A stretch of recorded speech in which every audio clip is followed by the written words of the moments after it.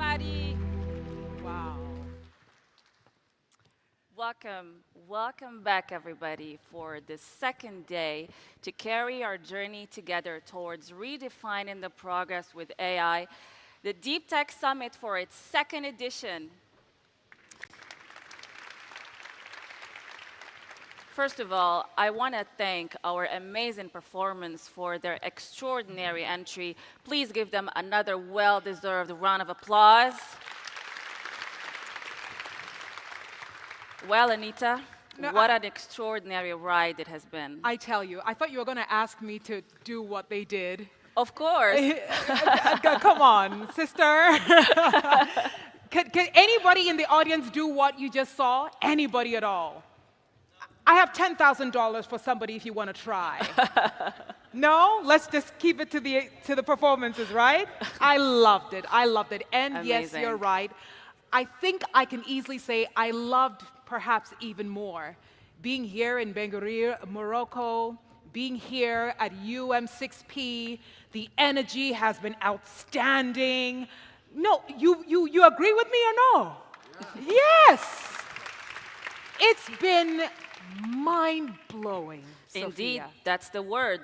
So exactly, you were over 180 speakers, 5,000 registrations, 3,200 participants from over 30 countries in Africa and 60 countries globally.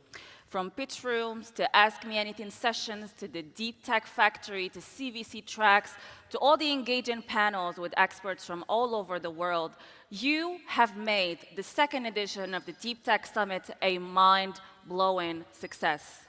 And you know something, Sophia? I think I want to add to that.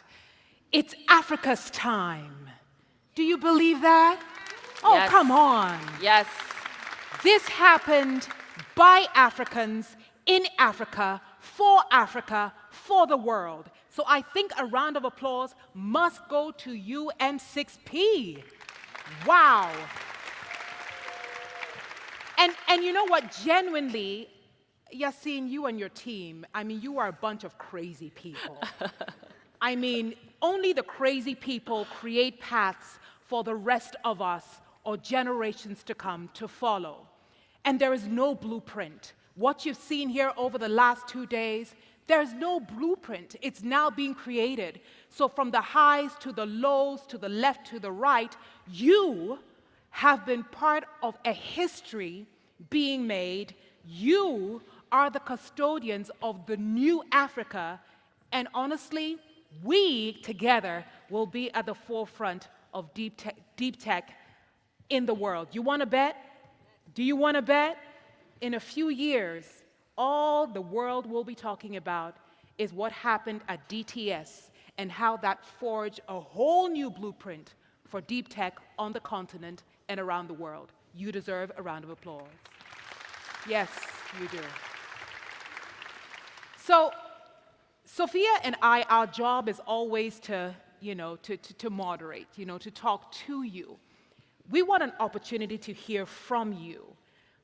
I will not give you $10,000 to speak because what you got here is way more than that. But we're just going to come downstairs and take a chance on a few of you. I would like to hear from you, from your heart, what perhaps your highlight was, any moment that you felt, wow, I've just happened on a new partnership, a new collaboration, and perhaps something you didn't expect that you saw very differently that has changed your perception of deep tech or how you are going to approach your life after this. So if you don't mind, if my crew doesn't mind, turn on the lights for the audience. We are going to come down. Any takers? Anybody want to share a major highlight? Before the audience, how about you, Anita? What about me? This is your first time here at UM6P. Tell us. Good question. What are your highlights? Okay, I think, first of all, I'm saying this from my heart, yeah? It's not part of my invoice. UM6P has one of the most outstanding student bodies I've ever imagined. Outstanding. Why you students, or those of you students here, you are bold, you are confident, you ask questions, You are true thought leaders.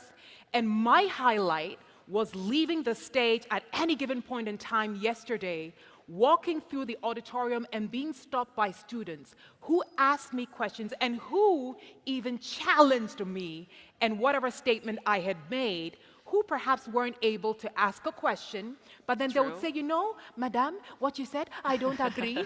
And I'm like, bro, sister, I'm not a deep tech person. I just gave you what I know. But on a more serious note, you guys form the most powerful student body I personally have seen ever in any part of the world. Wow, Honestly. what an amazing testament. Yeah. You deserve another round of applause for that. So can I go down now? Do I have your Yes, permission? you can. Yes, okay. you can. Anybody put your hand up? I want a highlight. I want a highlight. Anybody at all? I'm coming downstairs. Do we have the microphone here? Do I have the microphone? You know, and I always say, if you don't put up your hand, I will give you the microphone. Thank you, my dear sister. You put me out of misery. You tell us your name, who you are, what you do, and share one highlight. And remember, we're live online, so please look good. No pressure. I didn't know that. I'm just joking, just joking. What's your name? My name is Salma Boujmiraz, and I'm from the University Mohammed V. I'm a PhD student, so I'm doing my PhD on deep learning, application on education. So the highlight of this event was like, I wasn't planning to meet people I've known, like I downloaded memories from 2012. Wow.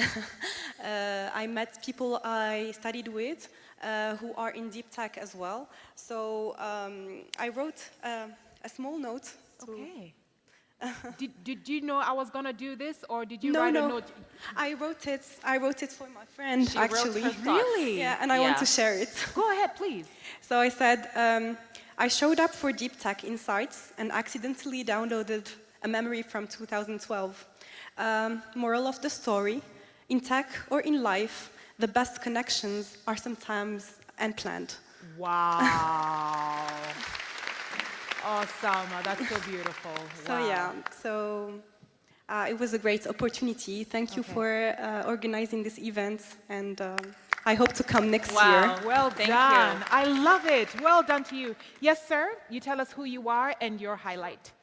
So, hello everyone, my name is Lofred Madzou. I'm the director of the African Olympiad Academy. It's a school for the top math and science students in Africa, high school students.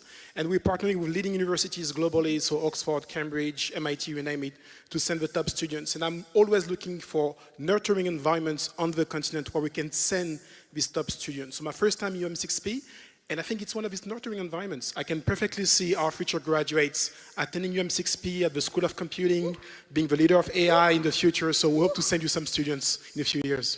Wow. Hyping you guys. Sophia, do I have time for a few more? Yes, sure. Because you I know don't you're know. the Let boss, me right? pick someone from Okay, no. the See, room. so the gentleman over here wants to share. Please stand up. You can All right. face the audience kindly. Okay, I'm Prince Ogbonna, managing partner for Molu Venture Capital, and what I take here is the excellence in the people, in the infrastructure, in the process. The content was tailored properly. Yeah. The program, the tracks were very good, and for me, in Africa, it's very unusual. I've been around the world, and I would say thank you, Yasmin, and every other person who had put this together. Wow. What an endorsement. Now, I want somebody, okay, I'm coming to you, sir, and then after that, Sophia, tell me when you need me to come back, okay? Because you know I get excited with these things. Because if we leave Anita on the Yes. floor, guys, she's going to question the whole auditorium. Yes, all 3,000 of One you. by one. Yes, go ahead, sir. Hello. Yeah. Assalamu alaikum. My name is Quiz Zakaria. I'm an entrepreneur. This is my second time participating in DTS. So the highlight is 3 keywords. Discovery. I appreciate what you have done in the outside. It was a very nice opportunity to discover and also get to know the pain point for the corporate as startups, how we can help. The second keyword is connection. So I had a chance to meet a lot of people from North Africa and also from Africa. And the third point as a highlight is reconnection, because this is my second time participating. So I had a chance to meet some people. So my startup is called DigiWords. It's an augmented reality solution. We're offering people the opportunity to try on clothes before buying them. So to be honest, I'm very grateful. I came all the way from Casablanca to be here with you. Thank you so much, UM6P and all the organizer, and thank you so much for this opportunity. Thank you. Thank you. I love, he came all the way from Casablanca. I want somebody who came all the way from the other side of the world. You, sir? If you tell me you came from Benguerir, I'll be very angry with you. I'm going to come to you right now. Tell us where you came from and what has been that moment when you thought to yourself, I am so glad I came to DTS 2025. Go ahead, sir. Thank you very much. Assalamu alaikum. I'm Youssef Al-Harashi. I came from France. After 15 years passed here in project management, and I'm here back to Morocco because there is a dynamic here. And I discovered the UM6P just in GITEX. I didn't know about it. A few weeks ago. Yeah. And I came here because someone here advised me to come, and I'm very surprised. And it's an amazing positive energy here. Yeah. Professionalism, and it gives hopes, Yeah. and a lot of energy. Again, I insist, it's a positive energy that gives hope to make great things. And I'm sure, thanks to Mohammed, University Mohammed 6P, great things will be done for Morocco all over the world. Oh. And thank you, everyone. Thank you. Thank you for your amazing Sophia, testimonials. over to you. Honestly, those feedback and those testimonials make us proud and make us happy that we're doing all of this, and makes us know that we are building something meaningful, and we're so proud to be part of such a bold and big ambition. Big applaud for you all, because you made all of this possible. And now, time to, unfortunately, close the DeepTech Summit as we are coming to an end. So still for another keynote and a panel. As usual, UM6P is still true to its own promise to redefine progress. And now we're going to take you to a glimpse of what's next. We're moving from the leap of AI to the frontiers of quantum computing. That's why, ladies and gentlemen, it is my greatest honor to welcome on stage the true pioneer of quantum computing. Please welcome to the stage Mr. George Raymond, Chief of Strategic Alliances at Pasquale. Please give him a well-deserved round of applause.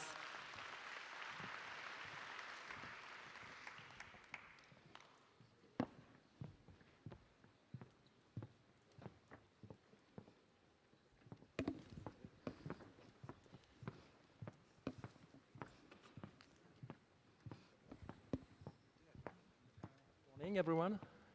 I'm supposed to have some slides, but anyways. I'm here to talk about quantum. It's a real pleasure. And I think you all know this great tool, smartphone, a cell phone. We all have one in our pocket, actually. And do you know that this machine is millions times more powerful than Apollo's computers, the one that sent the man to the moon? This is super impressive.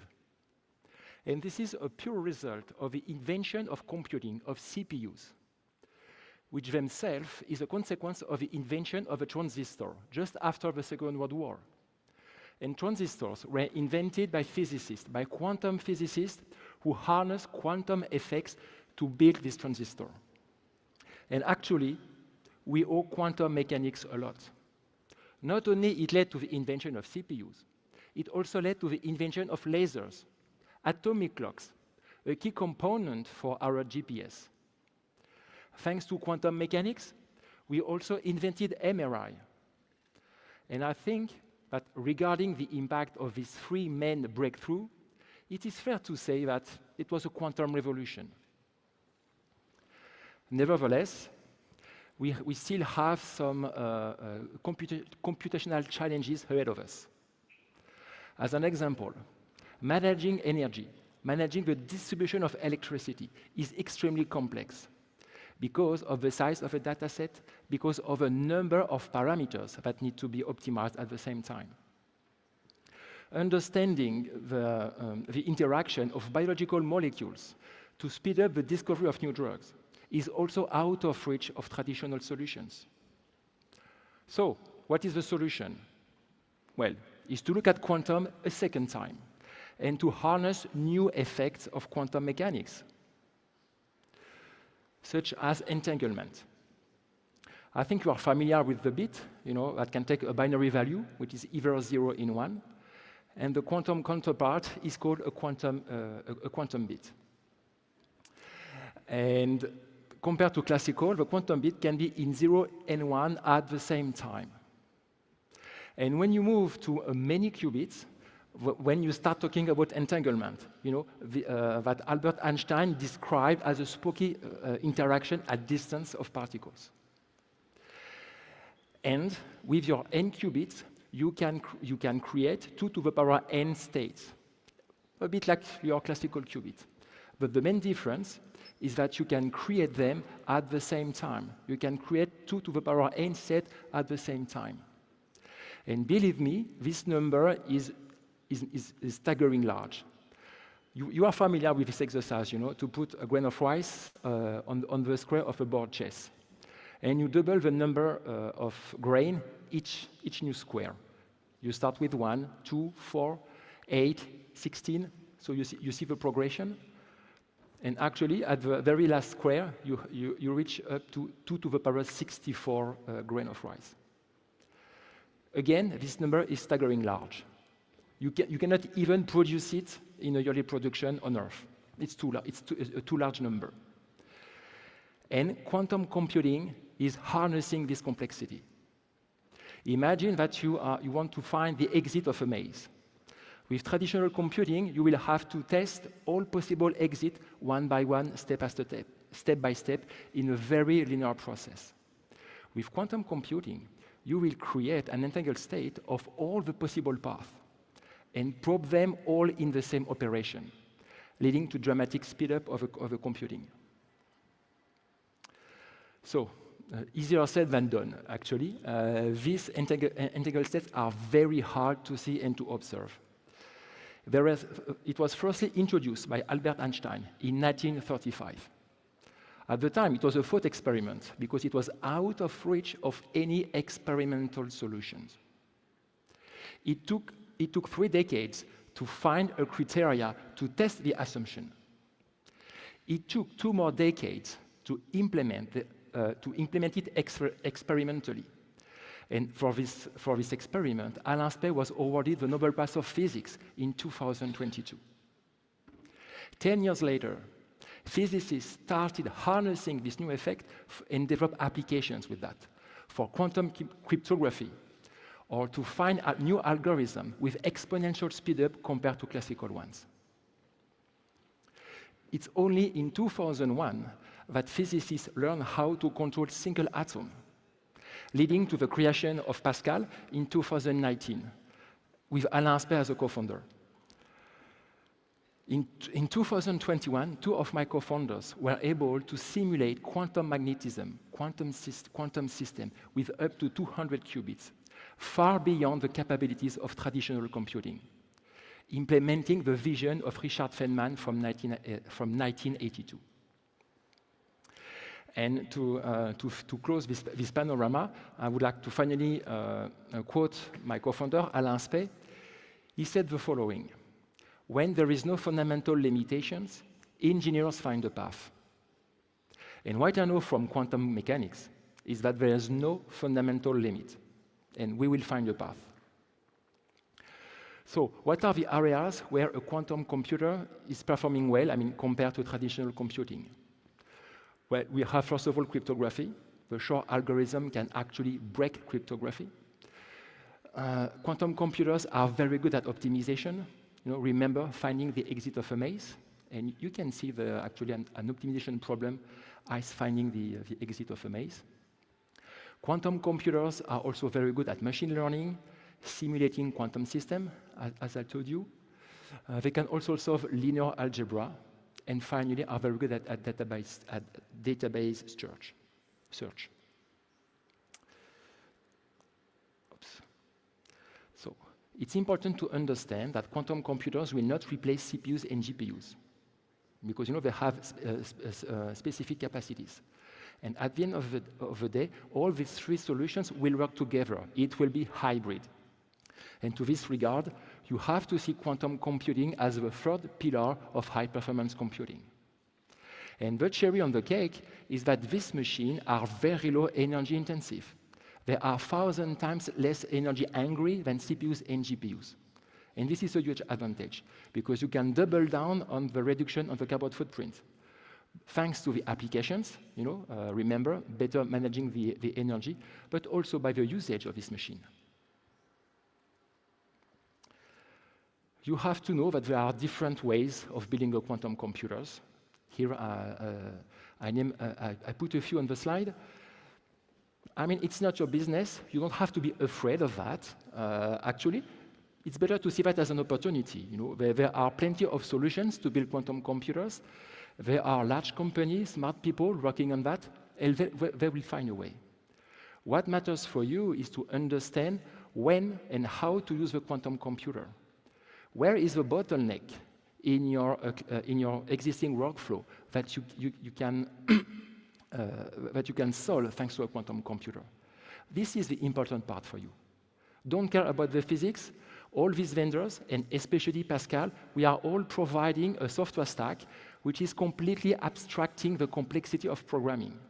And you can program a quantum computer. It is as easy as programming any other computer. Quantum computers are also now a reality. We are not talking about science fiction anymore. And here you have pictures of two of them. The first one is an IBM machine installed at the Rensselaer Institute, a US university. You can see this big cylinder, and this cylinder actually is a fridge, which is needed to cool down a chip at very low temperature. And when I say very low temperature, here we are talking about millikelvin. That's the price to pay to see quantum effects and to see entanglement. Remember, these effects are very hard to see. In our case, at Pascal, here a machine which is installed in a data center in Germany, we are controlling single atoms with light. So in our system, you will find a lot of lasers, a lot of optics, and also a vacuum chamber where we put our qubits. But fortunately, the system is working at room temperature. So it's easier if you want to deploy. So thanks to the hardware, thanks to the software, we are now able to implement real-world use cases in partnership with end users. Here you have a couple of examples in drug design, in electricity distribution, and generally speaking, any network-related challenge, it can be addressed with our technology. We have examples in finance, in maritime transportation, and also in smart mobility. So, it's time now for me to conclude this introduction, and with three main takeaways. First one, this is, quantum properties that give quantum computers their inherent advantage versus classical computing, such as CPUs and GPUs. Second, quantum computers will not replace these solutions. Everything will work hybrid. The three of them are needed. And see quantum computing as the third pillar of your computing strategy. And last but not least, we will find the use cases together. We are providing the tools, both the software and the hardware, but you know the applications. You have the data. You are the domain experts. And after all, NVIDIA did not invent LLM nor AI. They just provided the tool. We are doing the same. This technology is developing amazingly fast. And my advice for you is to start your quantum journey now. The tools are here, and we are ready to help you. We have some partnership slots left for people who want to change their domain. I would like to thank UM6P for inviting me for this session. It was a great honor for me to be on stage and to talk about quantum computers. And a special thanks for Max, the staff, who supported the idea of me giving a keynote and who helped me preparing the presentation. And thank you for your attention.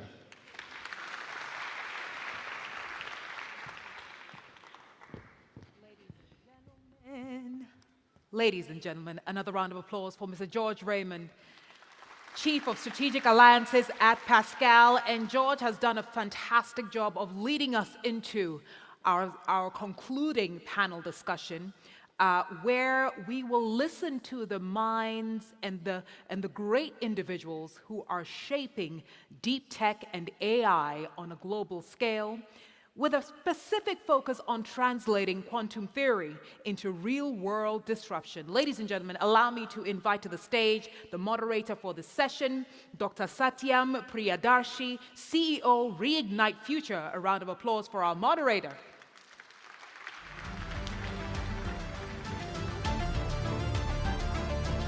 Yes, thank you very much, sir. The panelists include Karim Amour, founder and CEO, Opinion.ai, Andre Honig, CEO, Global Quantum Intelligence, Kate Hash, Deep Tech Advisor, OST Quantum Delta NL, Neil Abrug, Head of Quantum INRIA, and Anwar Benali, Team Lead, High Performance Qubit Farmer. Please welcome them.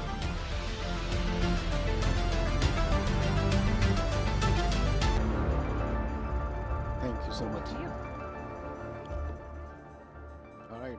Good afternoon. I think in interest of time, since I was already here on the stage, so I won't introduce myself.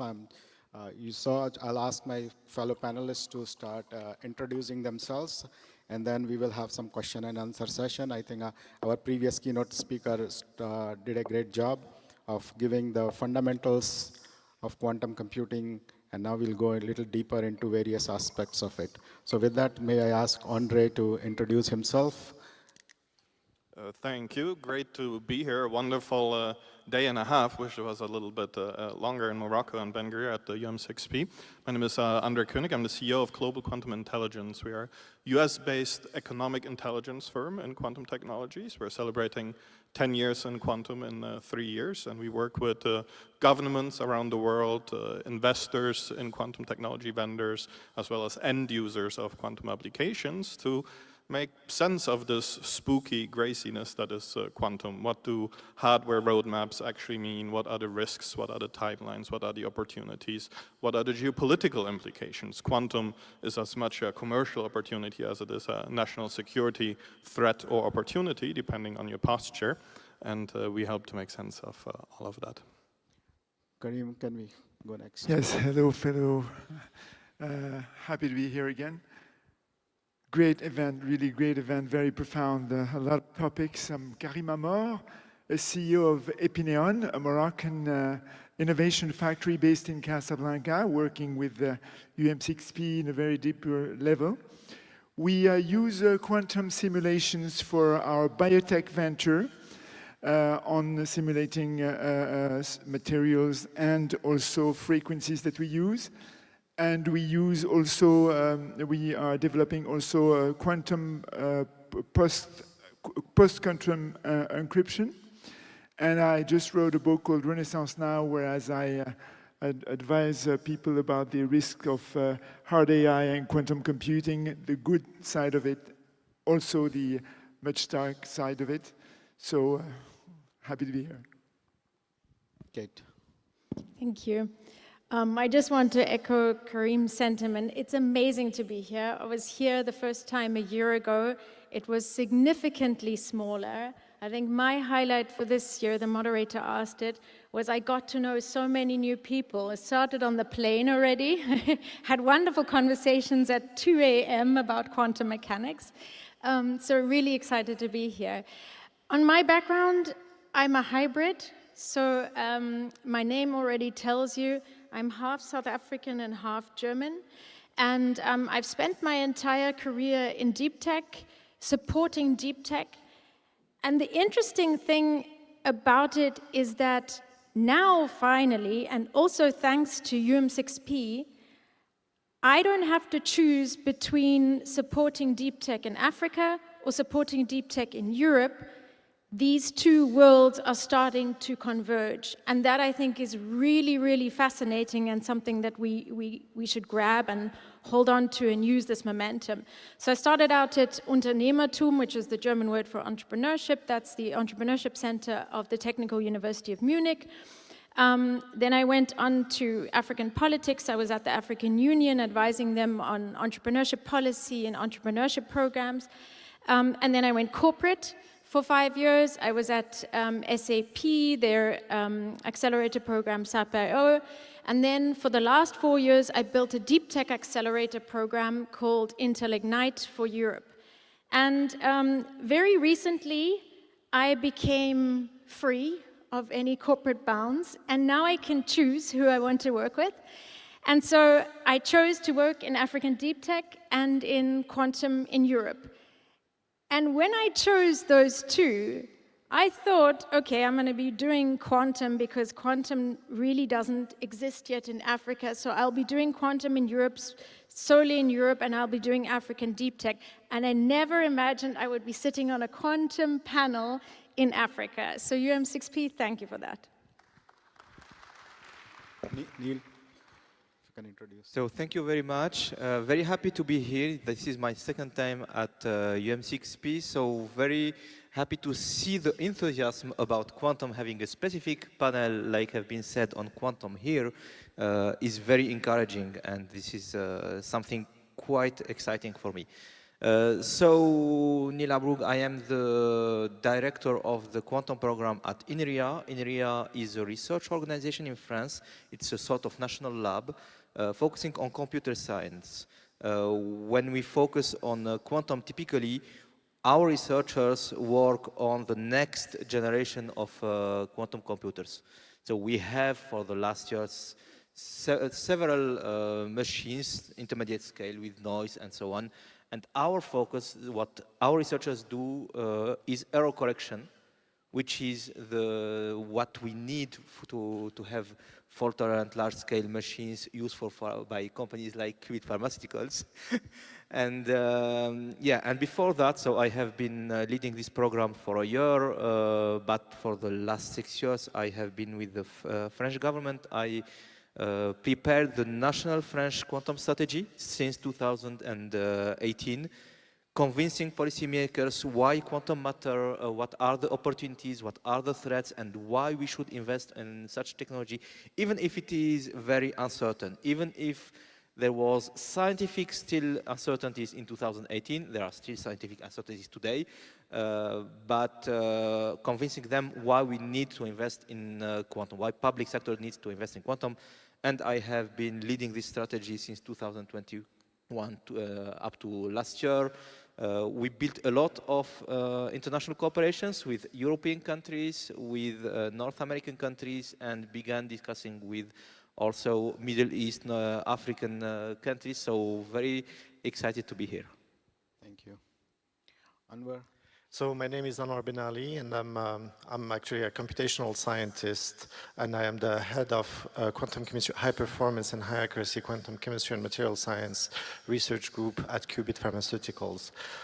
Before joining Qubit Pharmaceutical, for the past 15 years, I was one of the lead scientists at Argonne National Laboratory, which is a US Department of Energy lab, and I was heading their technology in bringing high performance chemistry and material science to high performance computing. Since I joined Qubit Pharmaceutical, my job is very interesting because basically we try to solve these very complex problems that are in quantum chemistry from a classical approach where we view computing as a tool. The main problem that we try to solve is the chemistry that comes from creating new drugs, and we see and view computers, either CPU, GPU, or QPU, as a mean to solve a problem. And this is what I find fascinating because we can bridge the real applications to whatever the technology allows us to get access to, either be it a quantum computer or a GPU or a QPU or CPU. Thank you. So, Andre, since you said that you provide intelligence to governments, investors, and others, so can we say, what does one really understand about quantum computing, and how should we really think about it? And you helped me do that, which I'm very grateful for.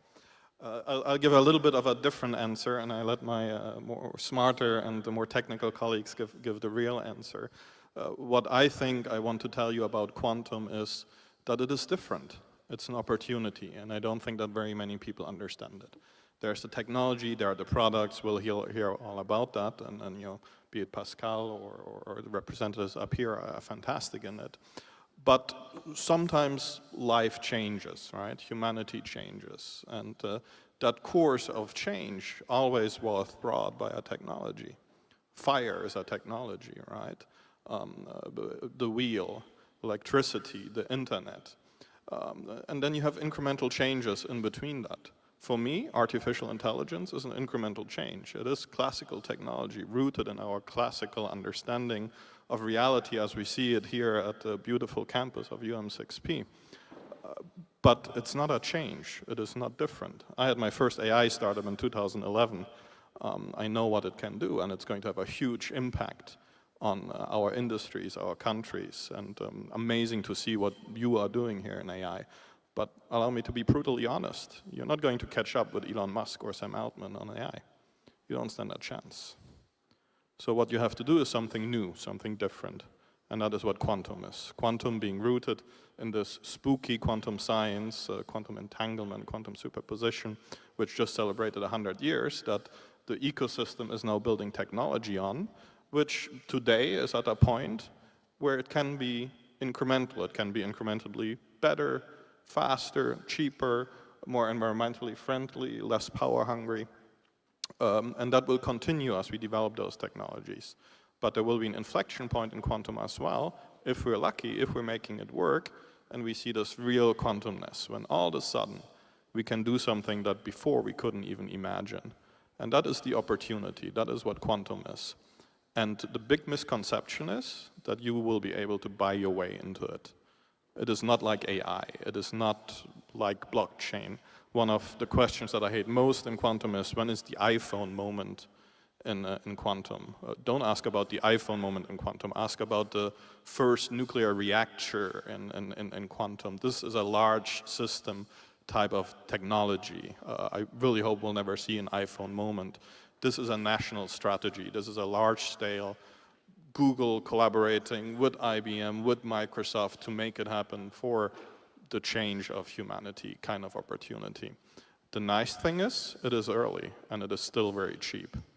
Everybody can do it. You can do it. Anybody in Morocco, in Africa, if you were to collide around it, can be successful with it, if you're willing to make that bet and take that risk. That is how I view quantum. I'll leave the more technical and product descriptions up to you guys. But it is a big opportunity that will change our lives. If we indeed make it happen, I think we will. And you know, that risk is something that you need to look at. Karim, you want to add a comment on that?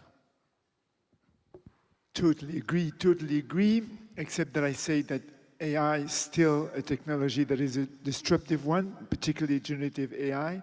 Us, on the way we use AI and quantum simulations on a daily basis, just believe in generative AI just for communication, because it's a language model. But as long as you get into deep tech, you need real strong data to rely on.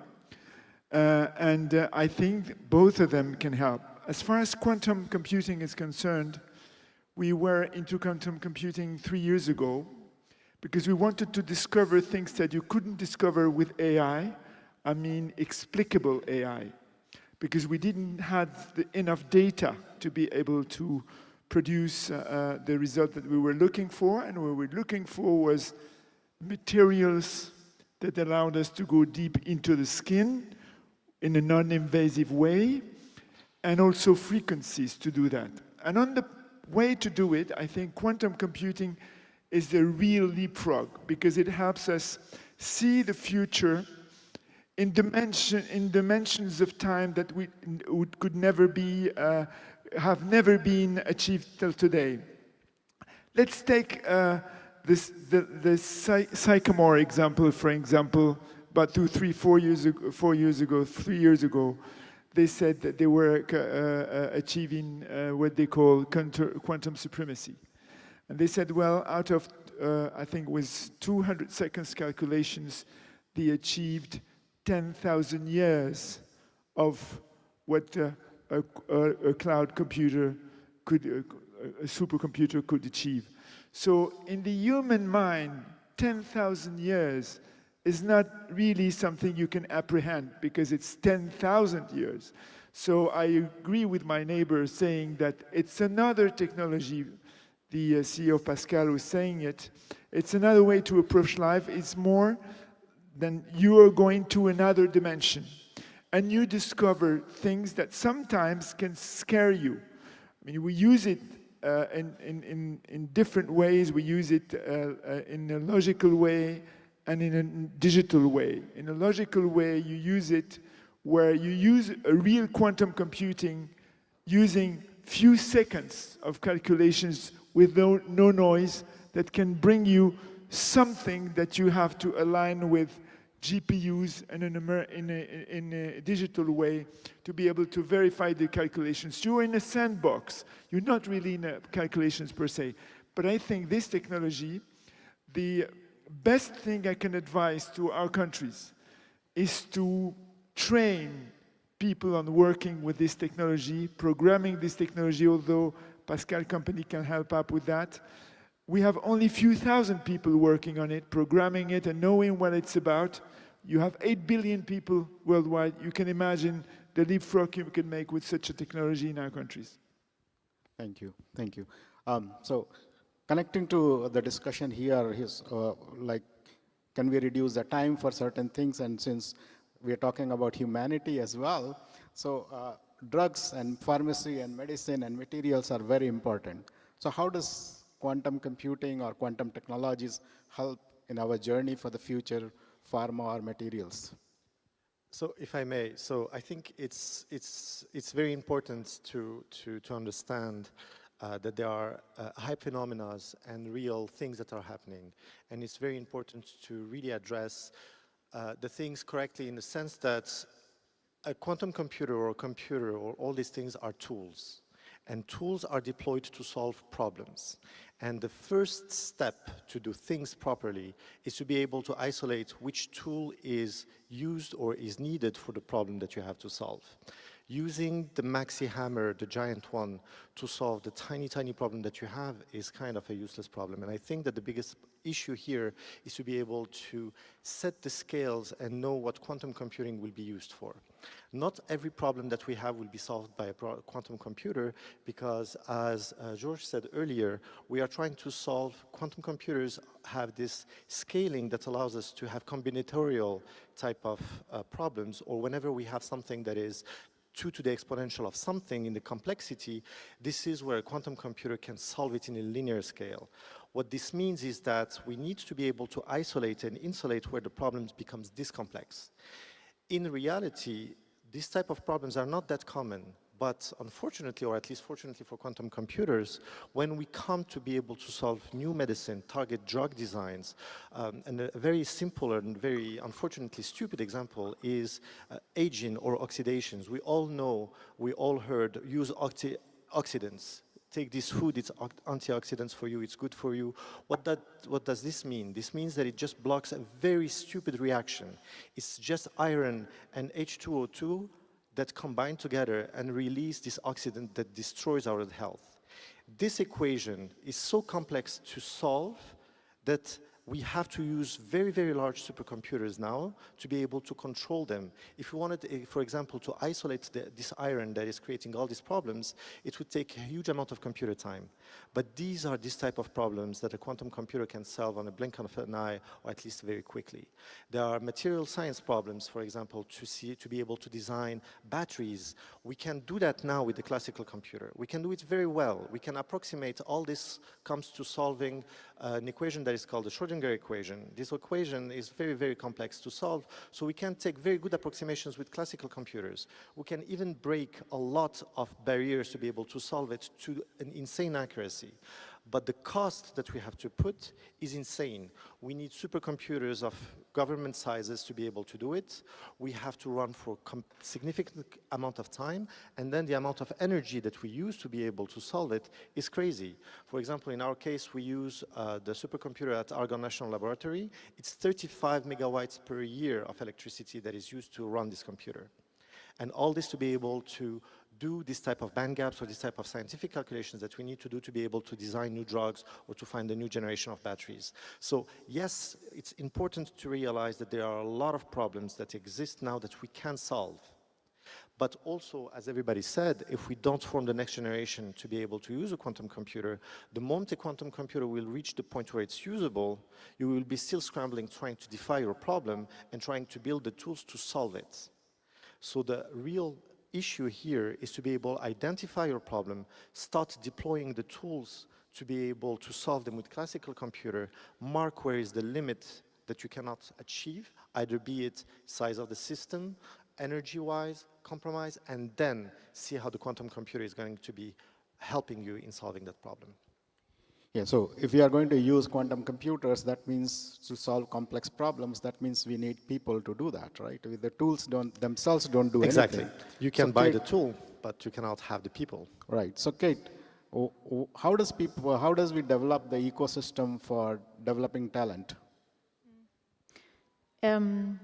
It's hard.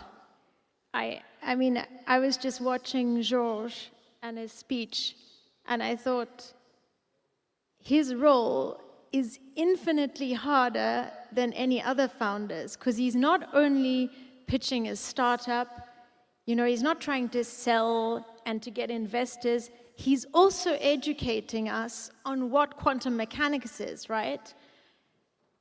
And he's doing science in the background, right?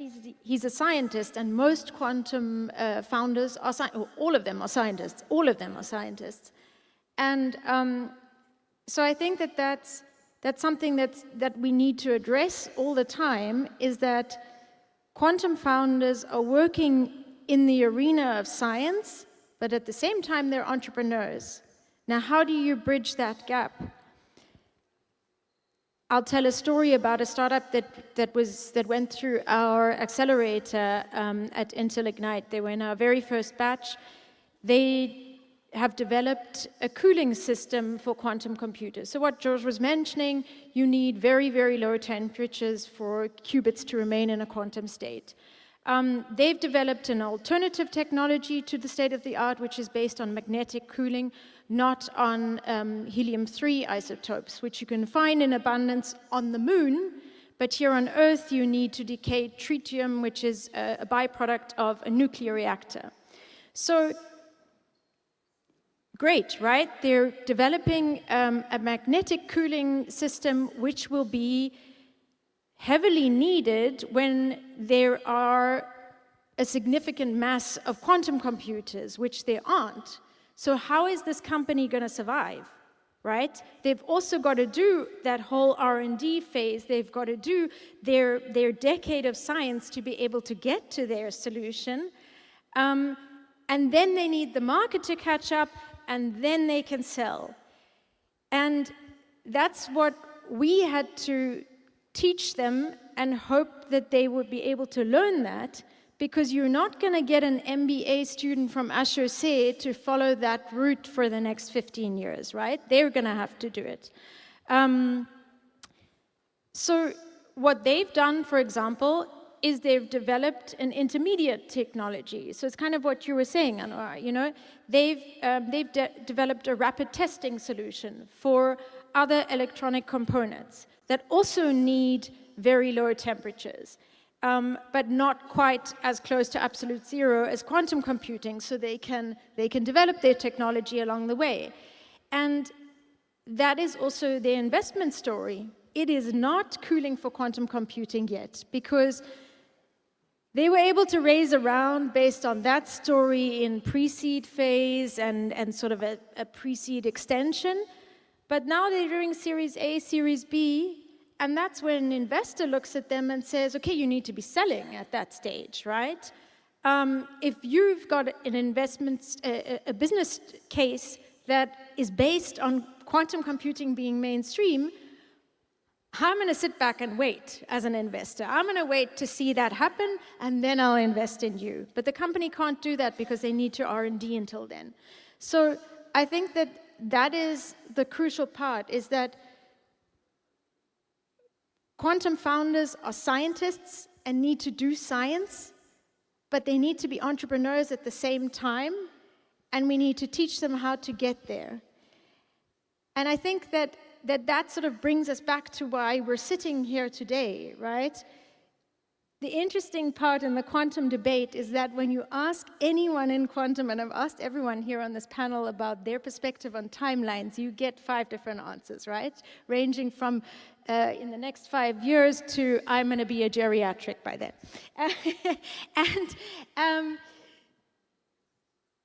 And so what I do think is very, very relevant is that you start now with developing those future quantum entrepreneurs.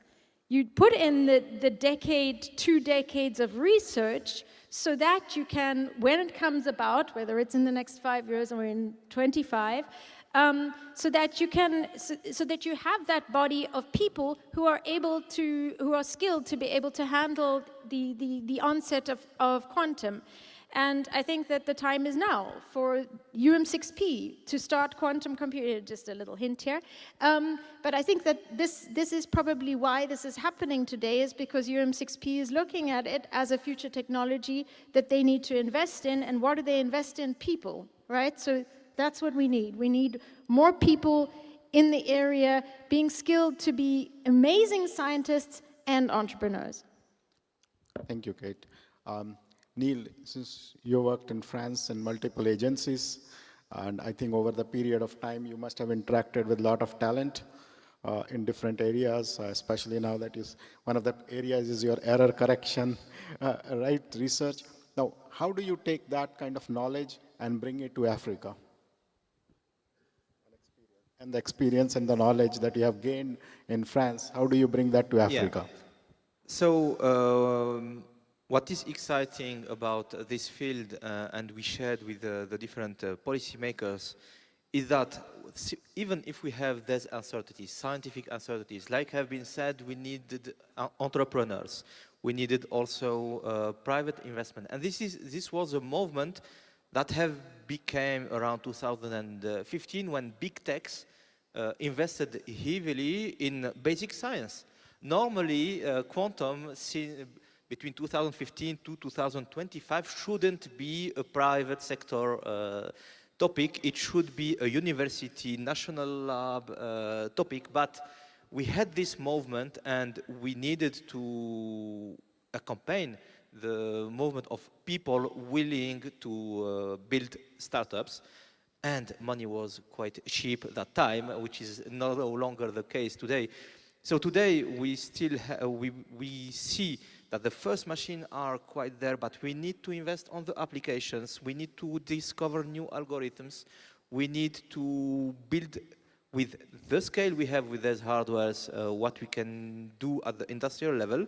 I'm quite optimistic, like André, that in the next 5 years we will see some very specific sector applications on these hardwares. However, a lot of people says we have a shortage of money, we have a shortage of talents. Billions and billions of money have been spent on quantum, both from public side and private side. No, we don't have shortage, neither of talents nor of money. We have a lot of talents and money, but the efforts are very are not consolidated. That's the real problem. You have 10 competitors doing the same thing with just 5 people, with not the right amount of investment, and everyone is thinking he's the best in the world. If you put them all together, working together, building large-scale, fault-tolerant quantum computers, you need probably different type of qubits. We need people working on error correction. We need people working on how to connect these qubits. So people that came from quantum communications, people working from the classical HPC form. We need large-scale programs with all people around working on the same goal, at the government level, but also at the private level. It's unviable having 200 startups worldwide working on quantum. That's my real conviction. So, Andre, Neil just talked about how to collaborate, and investment has been in billions of dollars. Now, how do you see the investment landscape today, and what needs to be done to maybe address some of the challenges that Neil is talking about? Well, I'd like to underscore first the point that Neil made. I think there are too many tourists, let me be honest, in and around quantum. You have to commit to it. You have to be willing to take that risk. I had an argument with my girlfriend on meditation the other day, which I've done 2 or 3 times. It's not something that my brain computes. And she said, you have to live that lifestyle. You have to commit to it, right? And it's the same. We've committed our careers and lives to this. It is not something that you're going to catch on. So money isn't the issue. There's a lot of short-term issues where startups fail to find lead investors. They are 6 months late on closing their round. And I think these founders are getting very good at it. But what's really missing is also strategic investors that have the risk appetite and the ecosystem understanding beyond going to a couple conferences and saying, oh, I invest into quantum, to build a real platform that's not just private for commercial aspects, but public-private or national level scale or transnational level scale, and put those dollars in, and it is pretty cheap. We had a conversation, right? What did you say, 3 billion or so, maybe, to... I estimate that 2 to 3 billions would allow aligning all these companies toward one unique goal. Just think about how cheap that is. For that, you don't do anything in AI, nothing. In AI, we are investing hundreds of billions, just for comparison. I think it's important to bring back the reality of the things at a scale where countries like Morocco or African countries can realize the things. I agree with you that $2 to $3 billion on the scale of the planet is not a lot of money. However, when it comes to a scale of a continent or a country, $2 to $3 billion are starting to hit the percentage of the GDP of that country. So when you ask citizens to invest in a technology, that technology needs to bring back some value to the technology. I'm not saying that quantum will not bring that, but I'm just saying that there are scales. Additionally to that, however, where I align with you is that this is the time where investments from governments in, for example, in universities and being able to train the next generation of computer scientists who know how to handle a quantum computer will not happen, unfortunately, at the level of a company itself, because at this point we're still at a research level. However, we need to realize that you cannot form, even now I feel like forming an engineer on HPC is kind of something that is gone. And this is not just at the level of Morocco or Africa. I've been in academia for all my career for the past 20 years, either in France or in the United States, and it's more and more complicated to find students who know how to program a differential equation on the computer without just calling a library or something that is already done. We ask students, how do you know how to program? They're gonna say, I'm very good at Python. Python is not a programming language. You need to understand that Python is going to allow you to call JAX or any PyTorch library to do your AI, but this is not how you optimize software. If you want to achieve really this type of clever levels where you can use a supercomputer correctly, you need to be able to have the computer science skills. You need to be able to understand physics and chemistry and take your problem from chemistry or from fluid dynamics into a differential equation, into a software that you optimize on a supercomputer. For AI, for quantum computers, now you're complexifying the problem even worse, because not only that, you need to start understanding the rules of quantum mechanics, and even if companies like Pascal or even Qubit can generate software that can make this easier, you still need to make that effort. If you wait until the quantum computer is fault tolerant, is ready, it's available, and you can buy it from the store to be able to start forming your next generation of students to be able to program it, you 10 years later, wait for the next technology for the revolution, maybe you'll catch up. So this is where I align with you, Andre. And I agree with everything you say. By the way, Qubit Pharmaceuticals, one of the smartest teams and best products, love them. Thank you. Except that one thing. Value, you have to show value. I think that's the fundamental flaw that I see with every government, every investor, every user that I talk to, and I do that with a big team every day all over the world. It's not about the value of a specific use case. As soon as you're looking for ROI on using your quantum, you will fail. This is, I'm a finance guy by training. This is like a stock option. This is an option on your future, securing your own future of your industries and your national security.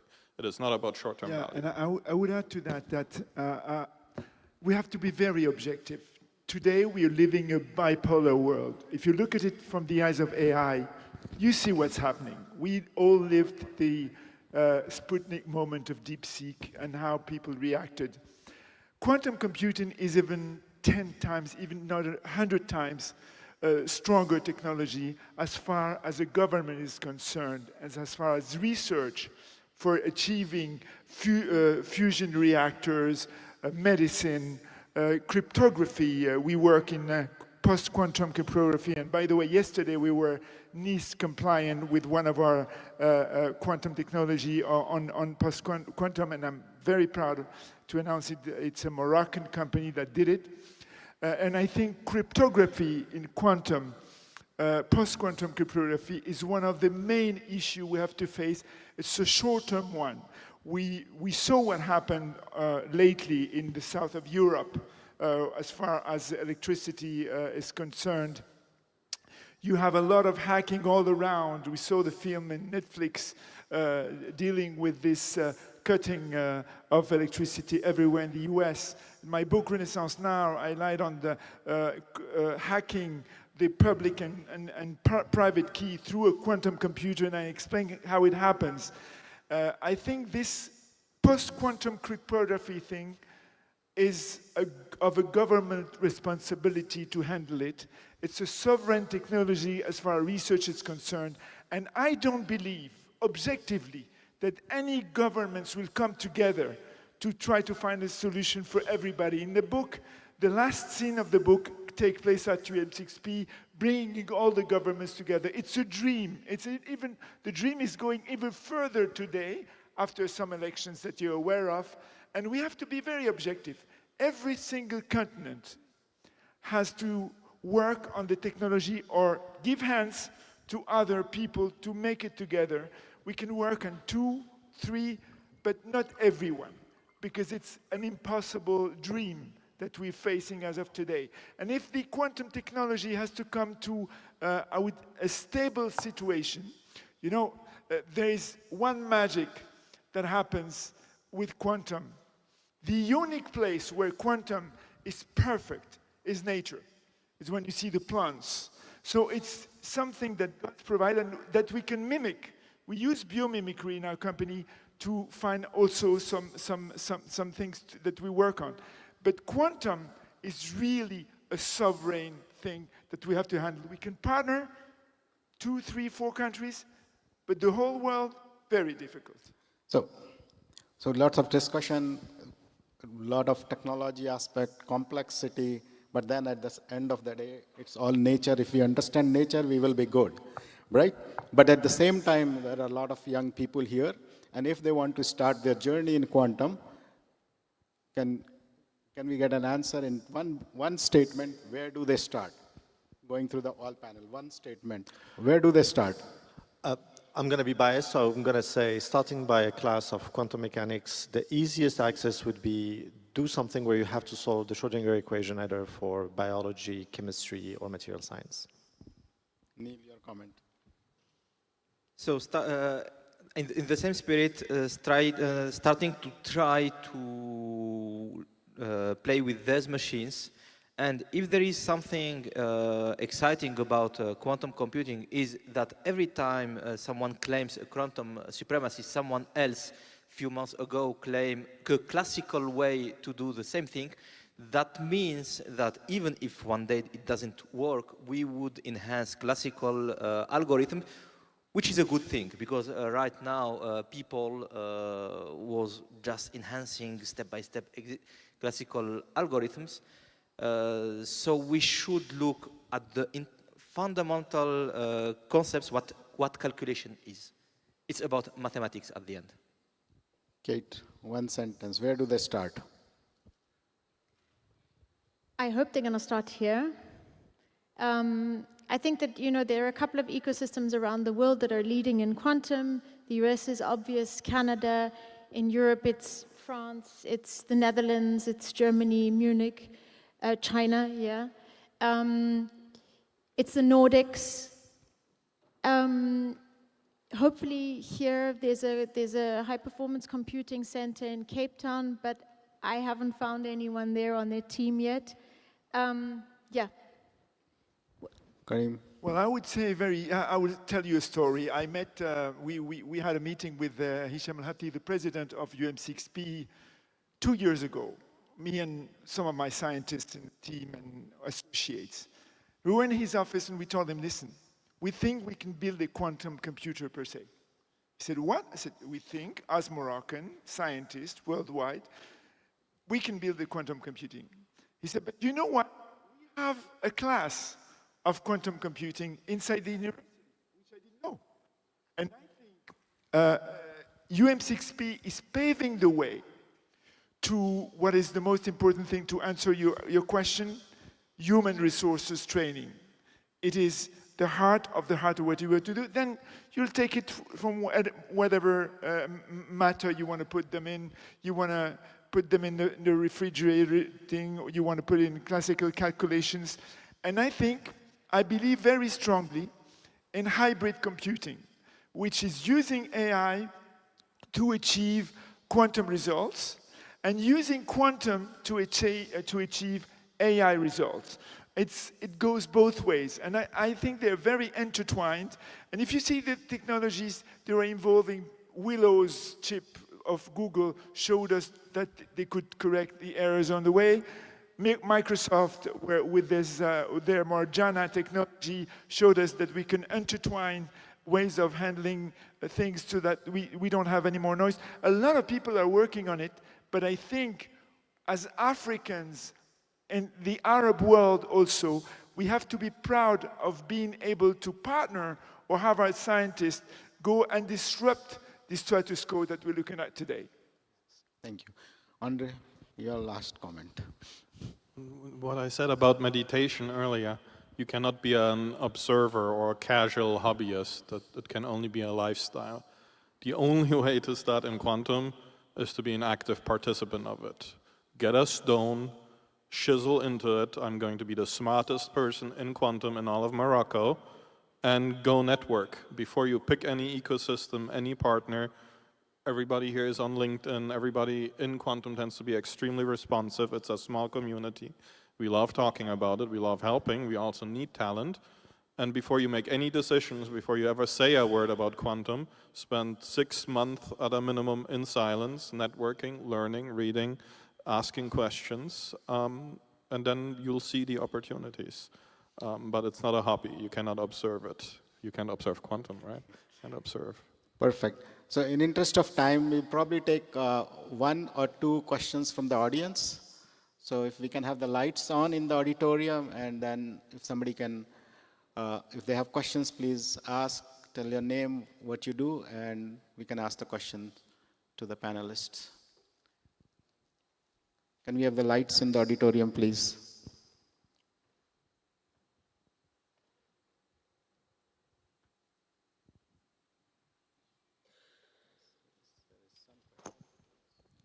Hi everyone, my name is Salim Suleiman, and I'm very happy to join this amazing communication.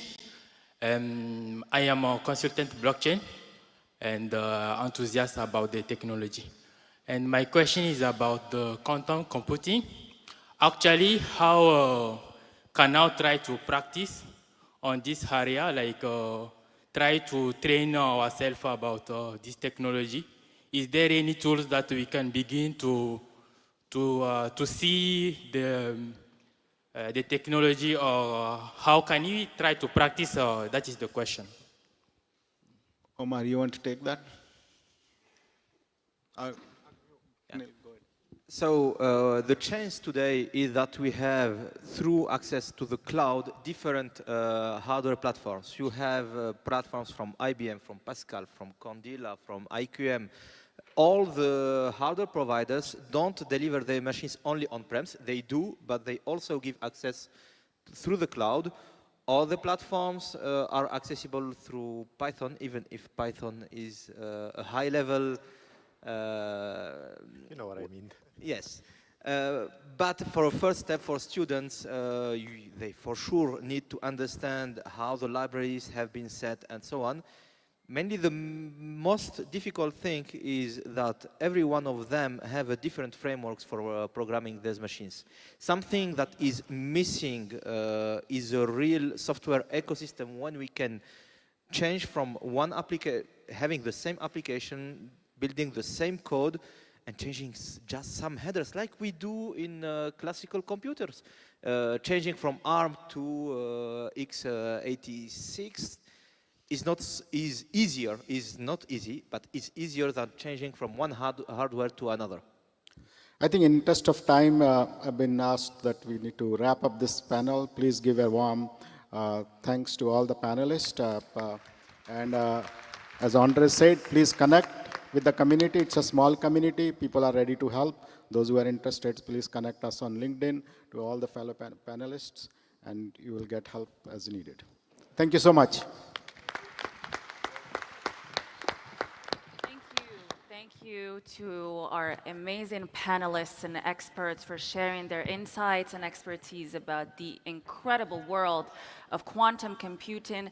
Now, as we come close to the end of this incredible summit, it is now time for us to reflect on the journey that we've had together. And to navigate us through that journey, we are honored to have none other than a visionary who actually conceived and brought this summit to life, Mr. Yassir Lerzoui, to deliver his final words. Please give him a warm and big and well-deserved round of applause.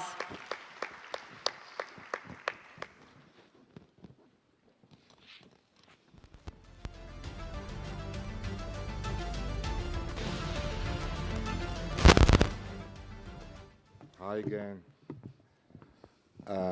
As we come to the end of the DeepTech Summit, which is the hard part for me, I want to say that I didn't prepare any closing remarks because we are in a family, and it's gonna just be reflecting about the insights that we all had the chance to gather during the 2 days, and also to thank the people behind the success of such an event. I mean, during these 2 days, we had a chance to discuss a very important topic, which is redefining progress. Redefining progress is a very strong word. It's a very strong expression. Redefining progress means redefining civilization. And I want to ask you a question. Do you know where the origin of the Homo sapiens civilization happened? In what place we have the first Homo sapiens, our ancestor? Do you have an idea? Anyone? I mean, it's less than half an hour from this place. The first Homo sapien, the ancestor of human civilization, happened in the mountain of Idul, 3,000 years ago. And this discovery happened 2 years ago, and it was published in Nature. This is not a coincidence, where we, after thousands of years, after 300,000 years, we're discussing in the same place our ancestor started the journey of the human civilization. We are talking about redefining progress. Redefining progress in an era of AI. AI and deep tech is more than just a technological leapfrog. It's something bigger than any technical evolution. It's not mechanization. It's not finding a fire. It's something that is hacking the very own capabilities of the human being. I don't know if I already talked about it, but interacting, reasoning, this is something that's always belonged to the human being. And in this last panel, we were talking about quantum. And the intersection of quantum and AI is just mind-blowing. I mean, all the problems, all the reasoning, all the algorithms that defined civilization could be challenged. This is huge. And for Africa, it may be something that will allow us to accelerate the technological developments, but for the human species, this is something big. I'm not exaggerating. Many philosophers, many experts are scared for the next generations. They don't know to what extent AI can change the human civilization. But the good news is the future, the progress would not be defined or redefined by AI. It would be redefined by change makers like yourself, by people who are going to be discussing their values, that are going to be defining their ambitions, that are be discussing what kind of civilization we want to live. So this is a very high-level discussion that is taking place at the exact place where the human civilization started. This is super important, and it's no coincidence. So during these 2 days, we were also a little bit talking about some very practical use cases of AI and deep tech. We talked about very urgent matters. We talked about agri-tech and how we can apply to improve the food security and ensure the food security, not only for Africa, but for the whole world. We talked about health tech. How can we use AI to save lives, to increase the span, to increase the life cycle of the human beings? We talked also about clean tech, green tech. Clean tech and green tech is about saving the planet. These are urgent, big issues that will be hacked, that will be transformed if we can merge AI, quantum, and deep tech. So these are very important subjects that were discussed in this place, in UM6P Benguerir in Africa. But I want to also underline that I am and we are super humble. We are not saying that UM6P Benguerir or Africa is at the forefront of advanced technologies. We know and we are humble to say we are just in the starting point. You know how many billions of dollars are invested every week in Silicon Valley? Every week, $2 billion are invested in venture capital in startups. In Africa last year, the whole year, it was about $2 billion. The gap is huge, and we are aware of this gap. We are not crazy to believe that we are on the forefront, but we are crazy enough to try. All we are trying to do here is to try, because we don't have a choice. Africa has its place. Africa has its chance. But the only way to do it is to try very hard, is to sacrifice, is to come back for the diaspora, to contribute, is for the local researchers, students, to believe, to want to make a difference. If we succeed, it's okay. If you don't succeed, we would have tried. But believe me, we need to believe in ourselves. We need to believe in ourselves to the point of illusion. We need to believe in ourselves in the point that we would be sure that someday Africa is going to be one of the nations, one of the continents that is defining the future of our world. And redefining progress is benefiting to the many, not just a few, as I said yesterday. It's benefiting to all continents, not just one or two. And only Africans can try, can do it themselves. Nobody's going to be helping. People believing in Africa will be here to support us, but we need to do it. And I always say Africa doesn't need savers. We know how it works. We know that quantum needs chips. We know that deep tech needs billions of dollars. We need infrastructure. We have playbooks all over the place. You can even ask ChatGPT, please, what is the roadmap to develop a deep tech ecosystem? And it's going to be very good in developing this roadmap for us. It's not about someone who's going to be saving us. We are looking for doers, people who are going to execute. And execute not in a perfect environment. We know how difficult it is to develop deep tech solutions in Africa. We are aware of that. Anything you do is difficult in Africa. But we need to be aware that this is the only way to push things forward. So we need doers who accept the constraints and the realities of the African continent.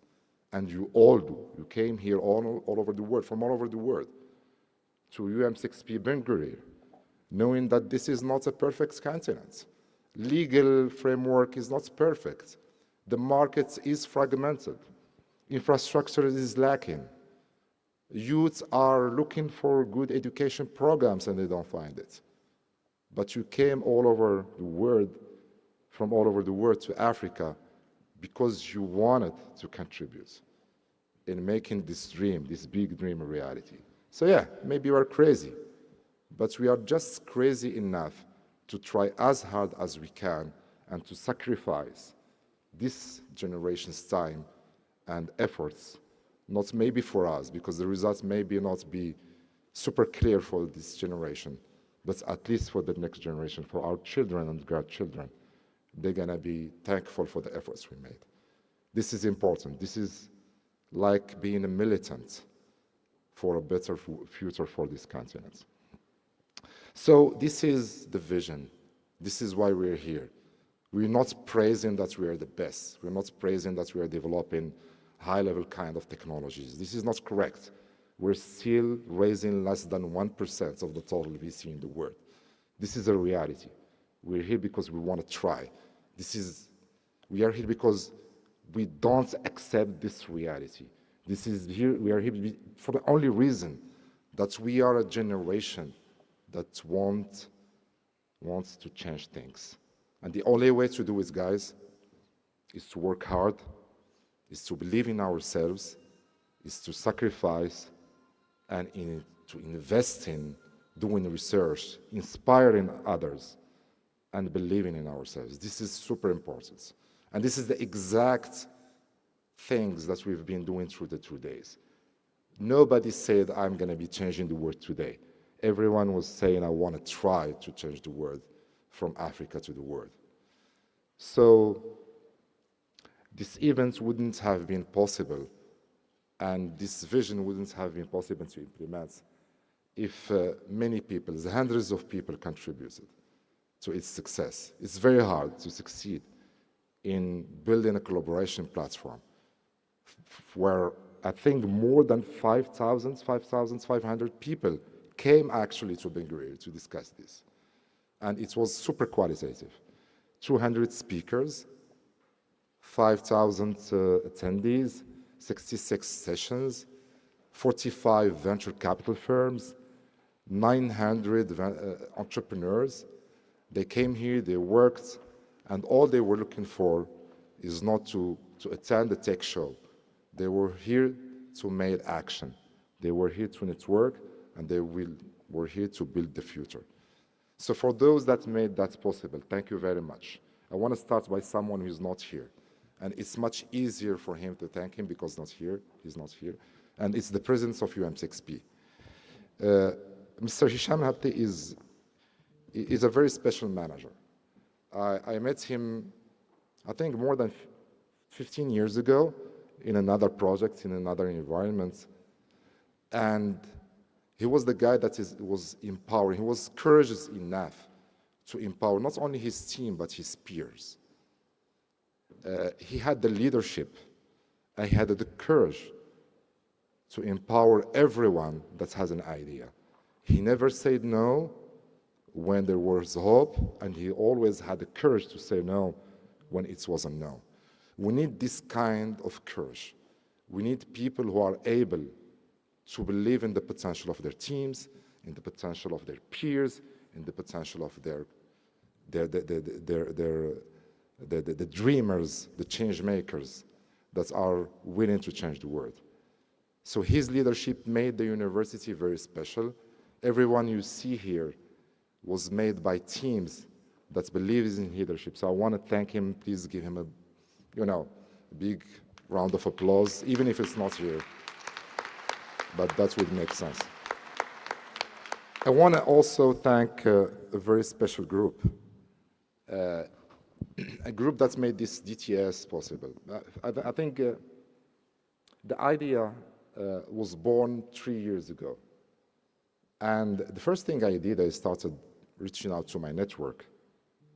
I started reaching out to the people I know in Silicon Valley, in Europe, talking about deep tech in Africa. And I'll be frank with you, I mean, very few could buy in these projects. Very few believed that deep tech can be born in Africa. Many told me, look, the best thing to do is to look for shallow tech, for apps, and try to digitalize the existing services so you can improve the lives of Africans. And this is good enough because maybe an international company could acquire this company, and it will create some jobs, and it will make a difference. And I didn't give up because there is a simple reason. When I went to Silicon Valley for a visit and for a very short immersion, 2 years, I went there for one reason. I wasn't there because I wanted to build a company or to raise a fund. The only reason was I wanted to discover what makes and what made this Silicon Valley what it is today. The question I had, why Silicon Valley had the ability to create more than 700 unicorns? Why the most advanced technologies were born in a very small area, less than 100 square kilometers? I thought that it was about people genius, coding, creating new technologies, and these people don't exist in any other place in the world. But I met Moroccans.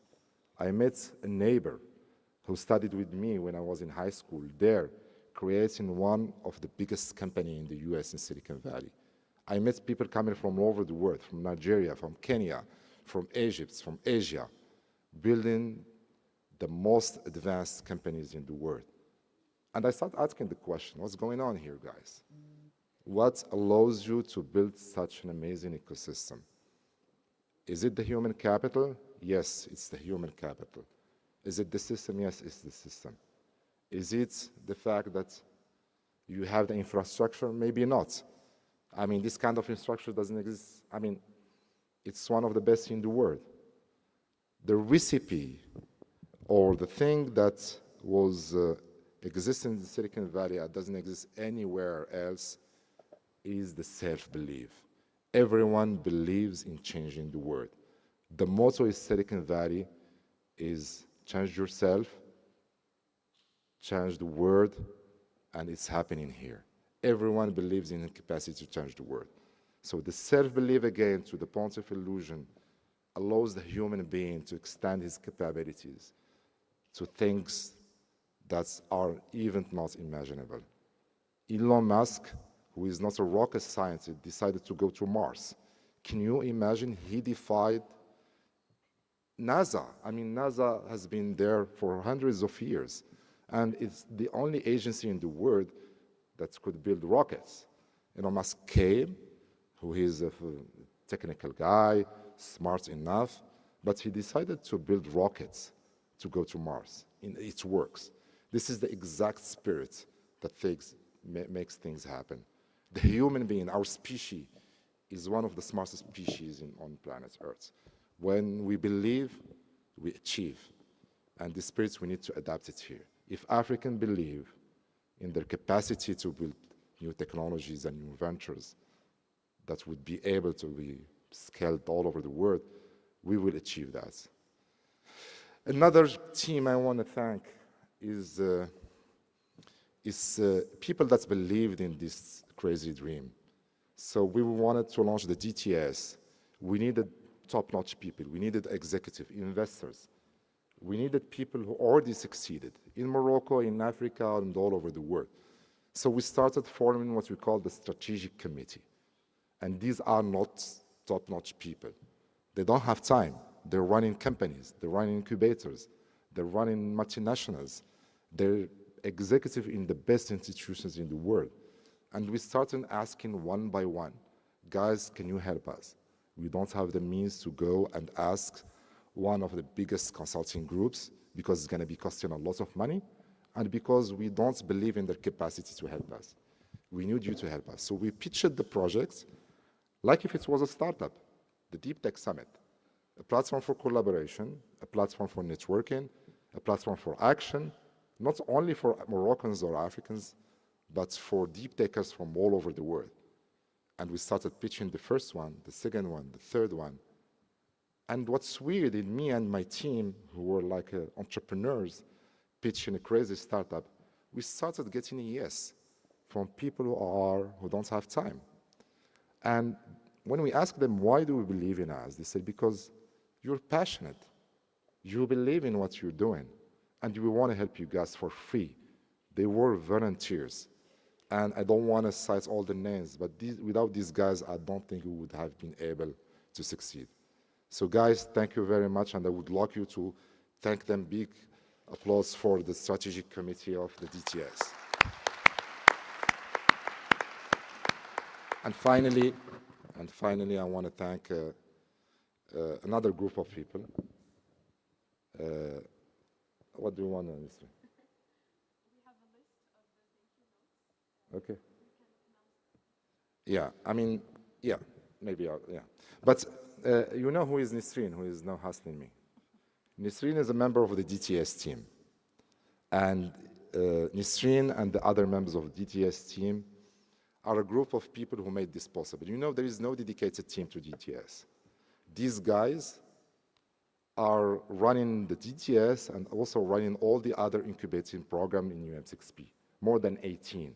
And also they're running our presence in Biotech, they're running the investments efforts, and they're not dedicated to DTS. You would have thought that there is a group of people that are building the DTS. That's not correct. These guys are building the ecosystem and have also been involved in organizing the DTS.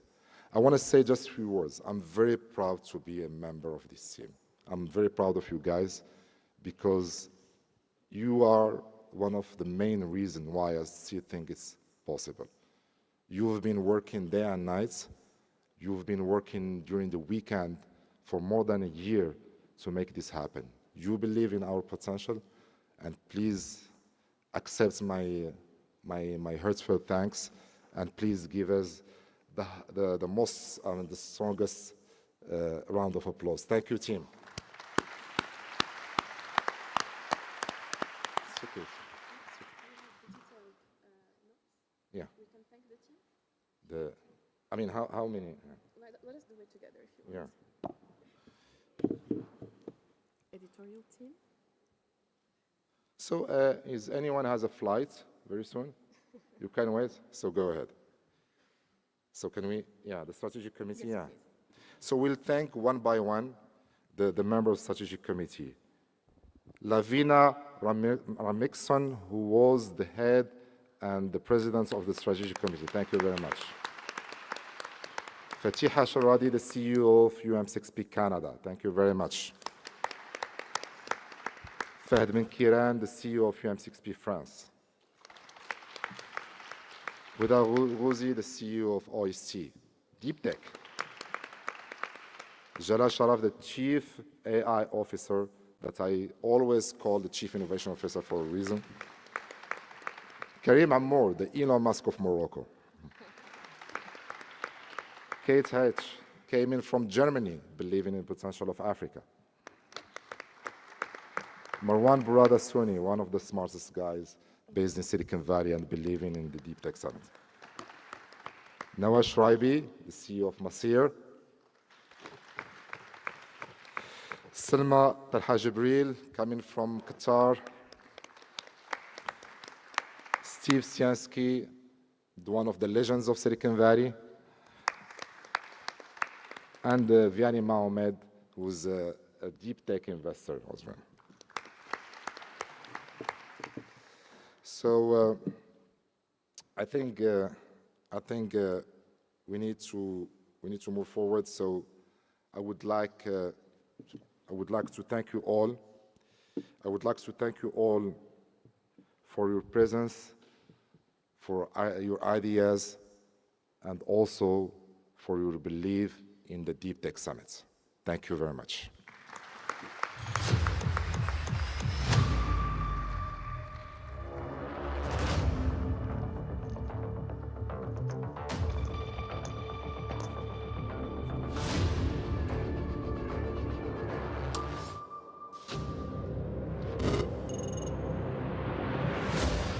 Ladies and gentlemen, welcome to DeepTech Summit.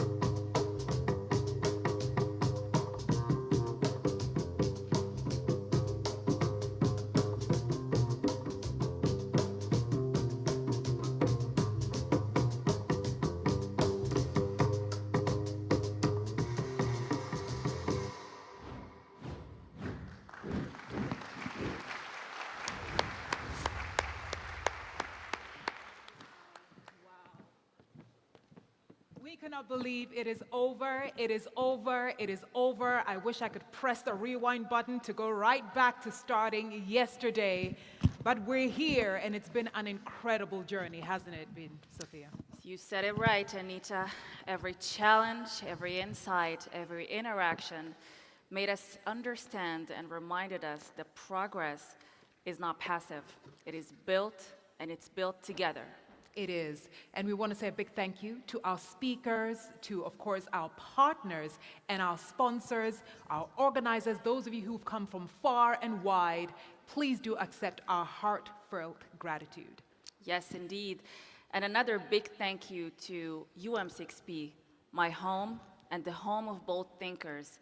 Thank you, UM6P, for creating a space where groundbreaking ideas can foster and where every voice is empowered to make a change, and creating a culture of risk-taking and discovery and diversity. And it's never going to be enough to thank all the amazing people who are behind this incredible summit. But please, let me introduce to you Nisreen, who's going to talk to you about the rest of the amazing DeepTech Summit team who did the incredible work and who worked tirelessly day and night to make sure this summit comes to life. Ladies and gentlemen, Nisreen Wezeni to the stage. Thank you, Sophia. Allow us to welcome on stage all the brilliant team, as Yassine said, that made the vision and execution with excellence.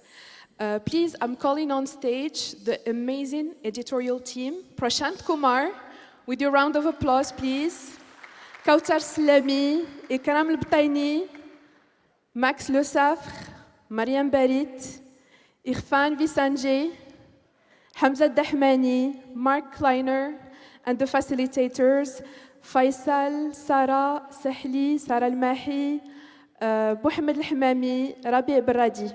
Please give them a round of applause. It's thanks to this team that we had an an excellent and engaging agenda. Exhibition and Deep Tech Factory, please welcome on stage Batul Didi. Thank you, Batul, for arranging an amazing and dynamic exhibit. For the Deepfake Challenge and entire UM6P visit, please welcome on stage Conan Kouassi, Nofel Yassiri, Selma Mohib. Please give them a round of applause. Hundreds of visits have been organized. Let us also call on stage the comms and PR and social media team, the storytellers of the DeepTech Summit, Hajar Boushab, Leila Salim, with the round of applause, please. Walid Ziani, Sami Maliki, Oussama Saïsi Hassani, Rania Alaoui, Khawla Hafidi, Mamadou Simpara, Stéphanie Herman, Zakaria Shlouati. Please join us on stage for the group photo, and thank you so much for forwarding the stories that are told here further on the websites and on social media. Of course, the production and logistics and events team, it's thanks to them that the production was perfectly executed. Please call on stage Malika Louaer, Amin Lewina, Fatem Zara Karour, Salima Tiqa, Umayma Idrissi, Sheima Bendouida, Mathilde Olivo, and Click Events team. Please join us on stage. And Rehab. Please, Rehab. By the way, I might have missed and I might miss names. Thank you all. Please don't be mad at me if I do. Moroccan University's engagement is thanks to this amazing team that we have had a presence of hundreds of university students and researchers. Please call on stage Lamia Bedi and Hind Hmiti. It's thanks to them that we were able to congratulate and give amazing prizes to deep tech startups. Please help me thank the DTS prize team, Safian Nasseri, Batul Didi, and the jury members, Vianney, Kate. Please join us on stage. Les amis, s'il vous plaît, line up. Apparently, the website was visited more than 40,000 times.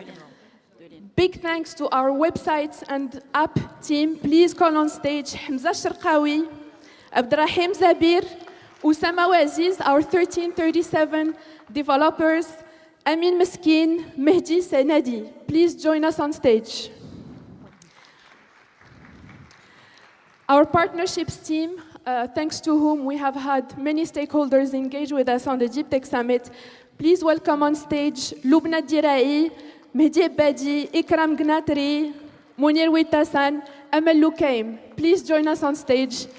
We have signed more than 10 collaboration contracts. Thank you so much for that. Of course, our fantastic MC duo, Sofia Zindin. She's, by the way, also the CFO of UM6P Ventures. Anita Erskine, thank you for blessing us both with your elegance. By the way, as you can see, it's a very diverse team. We've had 10 nationalities in this beautiful organization. And last but not least, our deepest gratitude to the remarkable women who worked tirelessly behind the scenes to ensure the flawless execution of the summit. Her genuine dedication, precision, and grace were the driving force that brought all this beautiful talent together. She was truly the backbone of the success of both editions, and many more to come. Please help us in thanking, on behalf of UM6P, of Yassine, our director, Charlotte Brouillot. Yeah. Yassine, Huda, Lavina, would you please join us to have a group photo of the staff? Please join us. Where do we stand? Closer. Oh, come. We're going to hide people.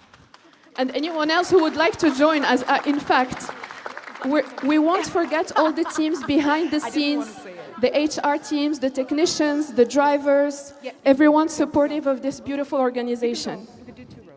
By all means, go.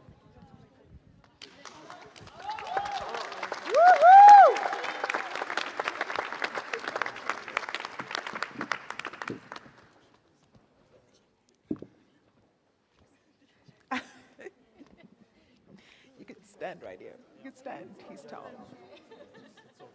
Go back? Okay. All right.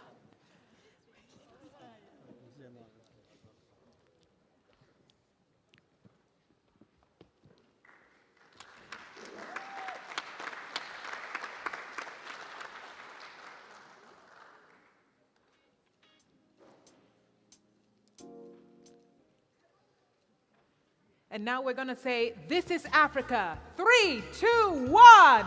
This is Africa. Here we go. Thank you, everyone. Congratulations, Thank you. everyone. Congratulations. And this summit is maybe over, but the momentum is still on. Keep being bold. Keep transforming the world with your ideas. Thank you. Goodbye. The DeepTech Summit ends for 2025. See you next year. God bless. أنا جو prendre un selfie avec Charlotte.